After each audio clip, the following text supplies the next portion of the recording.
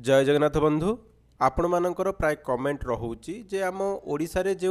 पुराना MNREGA material payment बाकी रही से ही टंकाटा आमको केबे मिल अर्थात मनरेगा योजना रे जो मटेरियल काम होइथिला से मटेरियल टंका जो बाकी रही से बाकी टंका आमको केबे मिल कहीं आपण मैंने जानी गत जुलाई 1 तारिख ठारू सारा देश रे एवं आम राज्य रे पुराना मनरेगा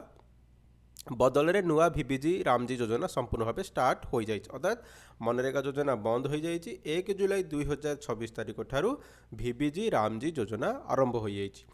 योजना बदलिबा परे पुराना बिल पैसा मिलिबो ना मिलिबनी से विषय रे आज सबू किछि आलोचना करिबा।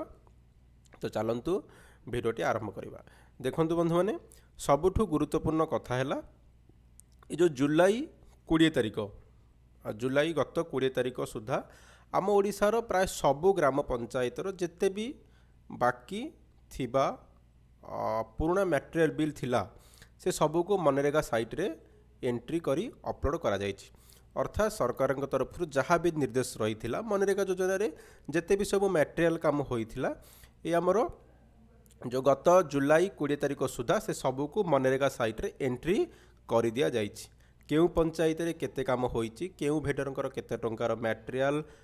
बाकी रहिला केते पांठी दरकार ए समस्त तथ्य एवं रिपोर्ट मनरेगा वेबसाइट जरिया रे सरकार पाखक डाटाबेस रे पठा सरीची माने एंट्री हो जाए केउ पंचायत रे केते टंका मटेरियल बाकी रही मनरेगा योजना रे सब किछि एंट्री हो जाइछि हमर जुलाई 20 तारिख सुधा जहाँकि सरकार निर्देश मध्य रहिथिला। तेणु आपणकर जो बिल अपलोड होइछि ताहा पोर्टाल रे एंट्री हो जाए सरकार मध्य से डाटाबेस पाई सारी से कौन असुविधा नहीं किंतु एबे वर्तमान सबुठ बड़ समस्या है बिल तो अपलोड है किंतु पेमेंट जोटा कि आपणकर कमेंट रोचे पेमेंट केबे आसीबो देखंतु पेमेंट छाड़िबा पाई पेमेंट केबे आसीबो सेमिति किछि सरकार तरफ एपर्यंत कौनसी ऑफिशियल चिट्ठी आसी नाही जे मटेरियल टंका ओडिशा रे जो मनरेगा योजना रे जो बाकी रहिथिला ताको केबे दिया जीवो सेति कौन ऑफिशियल चिट्ठी आसी नाही। जदि आमे एहार मुख्य कारण उपर आलोचना करिबा जेमिति कि हमर वर्तमान पुराना सिस्टम रो अर्थात मनरेगा सिस्टम रो नुआ भिबिजी रामजी पोर्टाल को सब डाटा माइग्रेशन करा जाउछि। बुझंतु जे हमर जो मनरेगा वेबसाइट थिला एवं भिबिजी रामजी रो नुआ वेबसाइट हला मनरेगा साइट रो समस्त तथ्य जहा कि भिबिजी रामजी पोर्टाल रे आवश्यकता रही से समस्त तथ्य को समस्त डाटा को बर्तमान माइग्रेशन करा जाउछि। केंद्र सरकार और राज्य सरकार केंद्र एवं राज्य जो पंचायत राज विभाग मध्य यही पुराना बाकिया रो जांच प्रक्रिया चली अर्थात आमर केते टंका बाकी रहिला केवल ओडिशा नुह समस्त राज्य रे जो मटेरियल काम रही केते टंका बाकी रहिला सेति पई टिके समय लागुछि।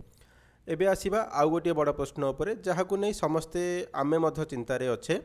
जे टंका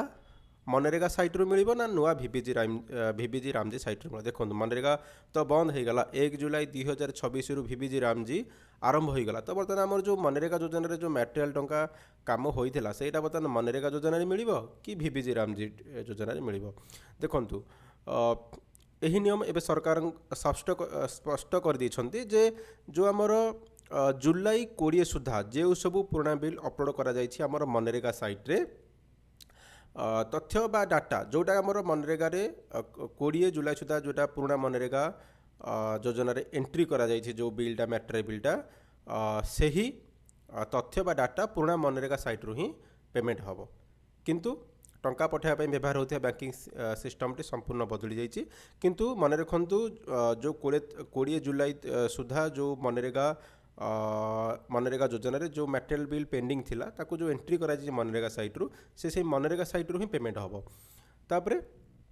ताहले आपण भी भाबुथेबे एही टंकाटा प्रकृति रे केबे खाता को आसीबो देखंतु सूचना अनुसार नुआ पोर्टाल रे ए दुई जाक साइट रो डाटा लिंक हेबा प्रक्रिया शेष हेबा परे आसंदा किछि सप्ताह मध्य सरकार तरफ स्पेशल फंड मंजूर हेबार संभावना रही। देखो जमी आम कहले वर्तमान आमर मनरेगा योजना बंद हो गला भिबिजी रामजी योजना आरंभ हो गला वर्तमान मनरेगा योजना डाटा माइग्रेशन चली भिबिजी रामजी योजनार पोर्टाल को यही कामटा सरीगला ଯେମିତି ସରକାରଙ୍କ ନିର୍ଦ୍ଦେଶ ଅନୁଯାୟୀ ଗତ ଜୁଲାଇ 20 ତାରିଖ ସୁଦ୍ଧା ମନରେଗା ଯୋଜନାରେ ଯେଉଁ ସବୁ ମ୍ୟାଟେରିଆଲ କାମ କରାଯାଇଥିଲା ତାର ବିଲ୍ ସବୁ ମନରେଗା ଯୋଜନାରେ ଆମର କ'ଣ ଏଣ୍ଟ୍ରି କରିଦିଆଯାଇଛି। ସରକାରଙ୍କ ତରଫରୁ ତାର ମଧ୍ୟ ଡିଟେଲ୍ସ ଯାଇସାରିଛି ଯେ ସରକାର ଜାଣିଗଲେ ଯେ ଏହି ରାଜ୍ୟରେ ଏହି ବ୍ଲକରେ ଏହି ପଞ୍ଚାୟତରେ ଏତିକି ଟଙ୍କା ବର୍ତ୍ତମାନ ମ୍ୟାଟେରିଆଲ ଟଙ୍କା ପେଣ୍ଡିଂ ରହିଲା ଏବଂ ସରକାର ସେଥିପାଇଁ ଏକ ସ୍ପେଶାଲ ଫଣ୍ଡ ମଧ୍ୟ ମଞ୍ଜୁର କରିଦେବେ ଏଇ ଆମର ଡାଟା ମାଇଗ୍ରେସନ୍ କାମ ସରିଲା ପରେ, ଯାହାକି ଯେତେ ବି ଗ୍ରାମ ପଞ୍ଚାୟତ ଜୁଲାଇ 20 ତାରିଖ ସୁଦ୍ଧା ଯେତେ ବି ଟଙ୍କା ଏଣ୍ଟ୍ରି କରିଥିଲେ ମ୍ୟାଟେରିଆଲ ପେମେଣ୍ଟ ପାଇଁ ସେ ସମସ୍ତ ଟଙ୍କା କ୍ଲିଅର ହୋଇଯିବ। ତ ନିଶ୍ଚିତ ଭାବରେ ଯେତେବେଳେ ବି ସରକାରଙ୍କ ତରଫରୁ ଏହାରି ଉପରେ କିଛି ଅଫିସିଆଲ ନୋଟିସ୍ ଆସିବ ତ ନିଶ୍ଚିତ ଭାବରେ ଆମେ ଆପଣଙ୍କୁ ସେୟାର କରିବୁ। ଧନ୍ୟବାଦ। Thank for watching.